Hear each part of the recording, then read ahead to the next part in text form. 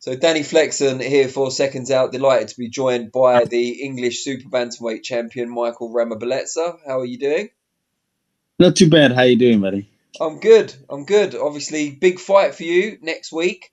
Although I guess as a champion, they're all big fights at the moment. Against Yeah.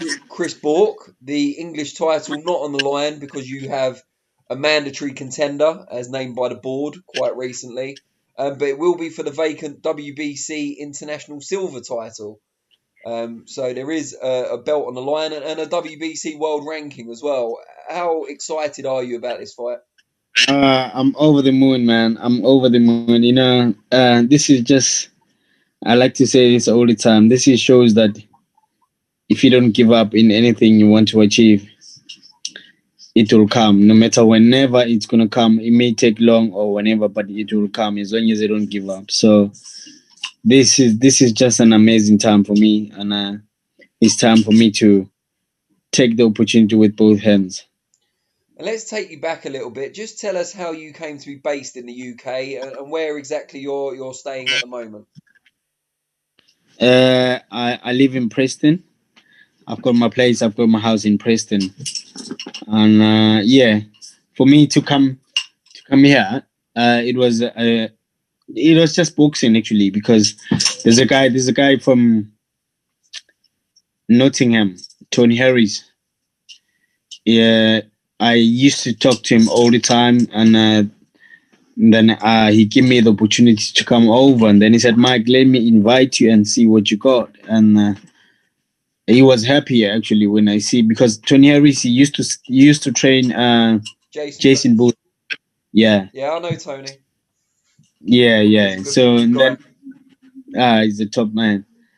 Then afterwards he was like, "Listen, Mike, you're not going back, mate. We will find a way for you to box over here. You've got what it takes. You've got what it takes to be among the best. So please, uh, let's just be patient and see how things we can go." So yeah, that's how I managed to get over here. And how did you go from Nottingham with Tony Harris to Preston now?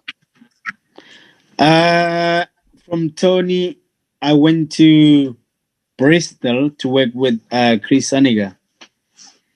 Why? Because Tony he didn't have the the sponsor for me to work with him by the time, and I didn't have enough time. And then he says, "Listen, let's see who can help you, Mike, to box over." And then we managed to work with Chris Soniga.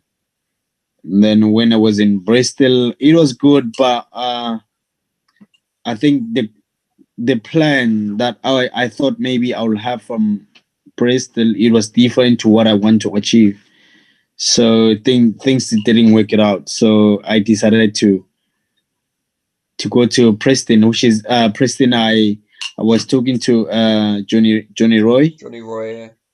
Yeah, so Johnny Roy he helped me a lot actually. Yeah, and so that's how I managed to get to Johnny Roy, and from there we worked, and it took me a long time. We worked, and then I switched the management actually when he joined the MTK. Due because of obviously the MTK is a big team, and he he hasn't got that power to say, Mike, this is what I can do for you. And Sure. obviously, yeah, it was a long. So and then we had a chat. He said, Mike, listen, if you can find anybody who can help you, I'll be happy for you. So I managed just to speak to Steve Goodwill. Yeah, I asked Steve, listen, this is what I want. I want to be a champion. I want to fight whoever, anybody, as long as I can get the time to prepare myself. 3 weeks will be enough for me, or 4 weeks. I know it's hard, so but I'm willing to do whatever it takes. So yeah. And then Steve he says, "Listen, Mike, I'm gonna try my best, and I think you deserve to fight for the titles." And then he gave me the opportunity to fight for English title. And then I got dropped. And then we ordered the rematch against what's his name? I forgot. Josh from London. Kennedy. Kennedy, yeah, and he didn't want the rematch, and then he vacated the title. Then that's why I boxed against Ryan Walker for the vacant English title, and then I become English champion. Okay. And Yeah. your record is deceiving. It doesn't look as good as your performances. You're 18-17, and all but one of those defeats have come on points. So I have to ask, how many of those 17 points defeats do you feel you should have won? I would say probably I lost. I could say maybe I lost two of them on those fights. I would say I lost two of those fights. So yeah, sometimes it was tough. It was tough. Sometimes I had to take the fight with no choice before, but knowing that I'm always confident that I'll go and do the business, even if the fight I was getting a fight in 4 days, 2 days, and a couple of days and all that. But I was always confident. But if you don't get the knockout as an away fighter, you don't get it. So it was tough. It was tough, but I always knew that okay, fine, I won that fight, by the way, but they'll never take me down because I'll never give up. That's my mentality I always had. And what do you make of your opponent next week, Chris Bourke? He's the Southern Area champion. Looked good in his last fight, but before that, hadn't really fought anyone of note. You've obviously got the quality of opposition, and you're the reigning English champion. What do you make of him, and how do you think your styles match up? You know what? Chris is a good kid. He's a good boxer. Obviously he hasn't boxed anybody. So his last fight he boxed well. I mean, depends who he boxed, and but I don't think we in the same level, to be honest. He's a good prospect. He's coming. I think one day he will get the opportunity to become a champion. But it's gonna be totally different between us. I mean, for I respect him for him to take the fight, which is a lot of people they've been pulling out, which is it was tough for me. So I respect that, and it shows that he wants to be a champion as well. So it is where you have to take a risk to try your best to get to where you want to go. So I think he's a good kid.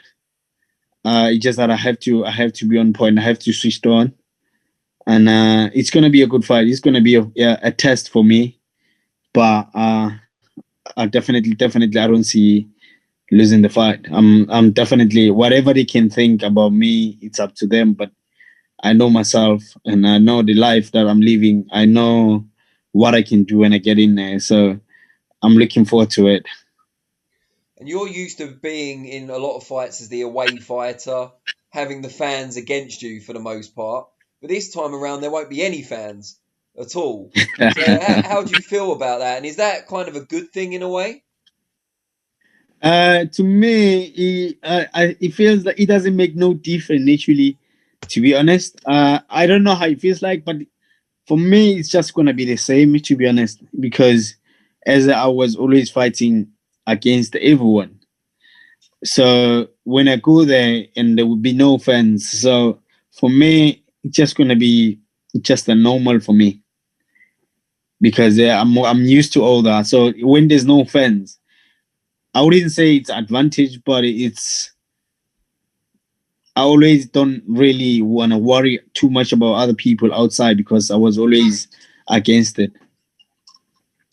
And for people that haven't seen you box before or don't know much about you, what would you tell them about your style and what they can expect next week to encourage them to watch the fight?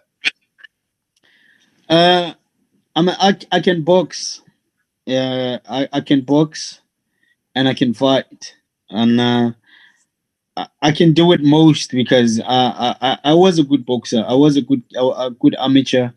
I was two-time national champion as an amateur. So I can box. That I can fight. So it depends with who I'm fighting and how the fight gets. To adapt to really get to that level. You know what I mean? So we don't know. We're on the fight. The on the night what Chris is gonna bring, because I have to be switched on for whatever the stage is gonna come and change it to. I'm used to all this, so yeah, it's gonna be the fireworks. It's gonna be absolutely a top fight. And we can hear your daughter in the background. She's adorable. How is she your only child, or have you got more kids? I've got 3 kids. And how old are they? And she's my son is 9. She's 4. My last born is he just turned 2. On the 4th, actually, 2 days ago.